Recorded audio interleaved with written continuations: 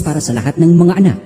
Anak, sundin mo ang itinuturo at iniuutos ng iyong mga magulang. Itanim mo ito sa iyong isipan para hindi mo makalimutan. Ito ang magpapatnubay, mag-iingat at magpapaalaala sa iyong pamumuhay kahit ano pa ang iyong ginagawa. Sapagkat ang mga turo at utos ng iyong mga magulang ay katulad ng isang ilaw na tatanglaw sa iyo, at ang kanilang pagsaway sa iyo para ituwid ang ugali mo ay ikabubuti at ikahahaba ng buhay mo. Inuutusan ng Diyos ang lahat ng mga anak na sundin ang itinuturo at iniuutos ng ating mga magulang. Bilang mga anak, tungkulin talaga natin na sumunod sa kanilang mga turo. Huwag natin kalilimutan ng kanilang mga payo. Sila ang inilagay ng Diyos para maging tanglaw o ilaw natin sa madilim na mundong ating kinalalagyan. Sila ang kasangkapan ng Diyos para sawayin tayo upang hindi tayo mapahamak. Ang mga payo nila ay para sa ating ikabubuti at ikahahaba ng ating buhay.